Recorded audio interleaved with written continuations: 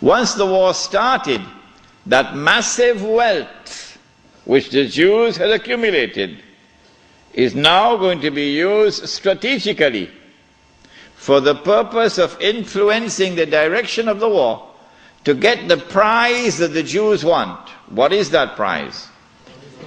To destroy the Ottoman Islamic Empire, dismantle it, and to cut off the head of Islam, namely destroy the Khilafah. That's the prize they're after. The next prize is to liberate the Holy Land and to get the Holy Land for themselves. This is the prize they're after.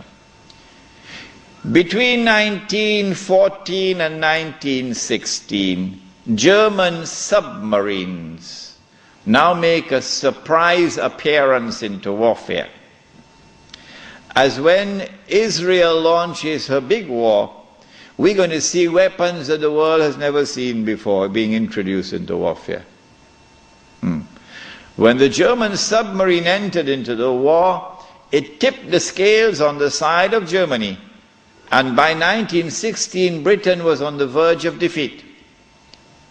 German submarines had surrounded and marooned the island of Britain. The French government had fallen, and Germany had occupied France, and Britain was on her knees. This is the moment that the Jews were waiting for. Now the Czech is going to talk. It's called financial diplomacy. The Jews, this is the German Jews, went to the British government and said, let's make a deal. Let's make a deal. We will intervene in the war with massive financial assistance to you. Massive. And we will bring that dark horse into the race. But that dark horse didn't want to come into the race. American public opinion was overwhelmingly against involvement in the war. And the most famous American of all was not the president. He was a man who had established the assembly line for producing motor cars. And what was supposed to have been a luxury item for only the rich, or you could see how the rich people were grinding their teeth in anger when this man caused the motor car to become accessible to ordinary Americans. For $700 you can get a motor car. $1,000 you can get a Model T. What is his name? Henry Ford. And this man did something else to his workers. He didn't bother about what was the market wage. No. He said, I am concerned with paying a just wage. And that market wage is not a just wage. And so he paid his workers a higher wage than the market wage. And so he won the hearts of the American people. He became an American icon. His name was Henry Ford. And he was totally opposed to American involvement in the war.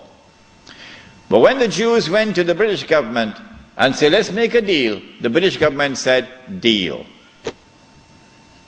And so Jewish money, the diamonds of Kimberley, began to roll. And Jewish money now enters into the war in a massive way.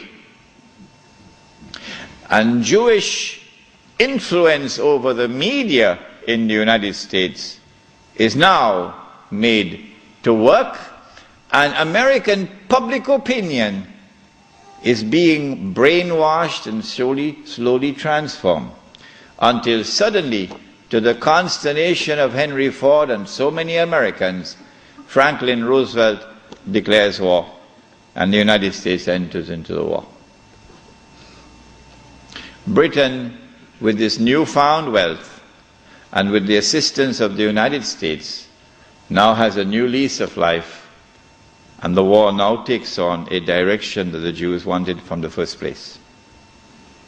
It is in 1916 that Jassasa went to work with British spies in Arabia. Lawrence of Arabia, of course, is the most well-known of them. These British spies were sent into Arabia, posing as Muslims. And they went to two actors in Arabia, two. One was Sharif Hussein, Sharif al-Hussein, who was appointed by the Khalifa in Istanbul as the Sharif of the Hijaz, Makkah and Medina, in control. Makkah was under the control of an Arab battalion, but Medina was under the control of a Turkish battalion. And I wish I could understand why the Khalifa insisted on the Turkish battalion under the leadership of Fakhri Pasha to defend Medina. I don't know why. So when the British spies went to Hussein, they offered him the moon. They offered him the moon. We will liberate the land of the hated Ottoman Turks, and we will give you independence and freedom, and you will now become the king of the Arabs. Remember, Britain is not talking about Khilafah. No, we'll make you the king of the Arabs. And we also prepared to offer you a little, you know what, just £7 million. Huh? £7 million at that time is what Bill Gates has now. Sharif Hussein, the great-great-grandfather of Abdullah in Jordan now, then betrayed the Prophet Muhammad ﷺ, betrayed 1400 years of history of this ummah, violated the plain and clear command of Allah subhanahu wa ta'ala in the Quran in Suratul Ma'idah, in which He commanded us, Ya ayyuhalladhina amanu la tattakhizul yahuda wan nasara awliya. Do not take the Jews and do not take the Christians as your awliya. Do not establish an alliance with them in which you become dependent upon them and subservient to them. Do not do that, says Allah. بَعْدُهُمْ أَوْلِيَاءُ بَعْضٍ. They are protecting friends of each other. وَمَنْ يَتَوَلَّهُمْ مِنْكُمْ فَإِنَّهُ مِنْهُمْ. Whosoever from amongst you turn to them for that kind of an alliance, you no longer belong to this ummah, you've now joined them. Inna Allah la yahdi al-qawm al-zalimin. Surely Allah will never provide guidance for a people who commit such an atrocious act of wrongdoing. And this is precisely what Sharif Hussein did, and what all his descendants from that day to this day have been doing. But the chickens are coming home to roost now for Abdullah.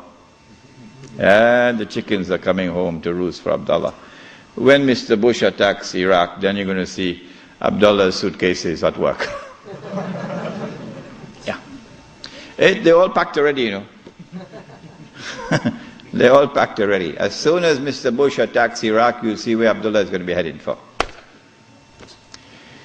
Sharif Hussein now accepts 7 million sterling pounds and enters into a military alliance with Britain and declares himself independent of the Ottoman Khalifa. Once the Khilafah in Istanbul had lost control of Mecca and Medina, had lost control of the Haramain, had lost control of the Hajj, you pull the carpet, you pull the rug from underneath the feet of the Khalifa. His Khilafah is now losing legitimacy. Can anyone be Khalifa? Can you appoint a Khalifa here in downtown Lakemba? Can Mullah Umar have been recognized as the Khalifa? No, why not? Because when the Hajj comes, Amirul Mu'mineen Mullah Umar will have to apply for a Saudi visa to perform the Hajj. Huh? And if the Saudis reject the visa, the Khalifa can't perform the Hajj. Alright? And so the British calculated, if we can wrest control of the Haramain and the Hajj away from the Khalifa in Istanbul, then the legitimacy of his Khilafah will begin to crumble. And so this was 1916. The British spies then went to the second actor in the Arabian Peninsula. I mean, Britain has a PhD in deception. If you want to destroy the Khilafah, okay, you have to make sure that it cannot be restored. How can you take the entire world of Islam with so many ulama and ensure that not only is the Khilafah destroyed, but it cannot be restored? That's a tall order. How to do it?